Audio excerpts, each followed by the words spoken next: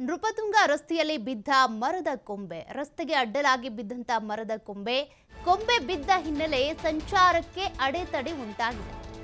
ಬೆಂಗಳೂರಿನಲ್ಲಿ ಇರುವಂತಹ ನೃಪತುಂಗ ರಸ್ತೆಗೆ ಅಡ್ಡಲಾಗಿ ಮರದ ಕೊಂಬೆ ಬಿದ್ದಿದೆ.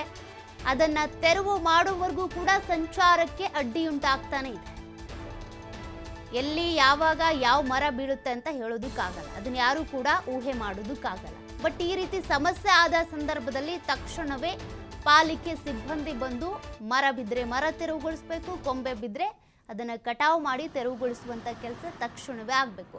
ಸದ್ಯ ನೋಡಿ, ನೃಪತುಂಗ ರಸ್ತೆಗೆ ಅಡ್ಡಲಾಗಿ ಈ ರೀತಿ ದೊಡ್ಡ ಮರದ ಕೊಂಬೆ ಬಿದ್ದುಬಿಟ್ಟಿದೆ. ಅದನ್ನು ತೆರವು ಮಾಡಬೇಕಿದೆ.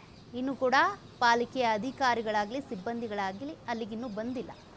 ಬಂದು ತಕ್ಷಣವೇ ತೆರವುಗೊಳಿಸಿದ್ರು ಅಂತ ಅಂದರೆ ಸಂಚಾರಕ್ಕೆ ಅನುಕೂಲ ಆಗುತ್ತೆ. ಅಲ್ಲಿವರೆಗೂ ಕೂಡ ಇದೇ ರೀತಿ ವಾಹನ ಸವಾರರಿಗೆ ಅಡೆತಡೆ ಉಂಟಾಗುತ್ತೆ.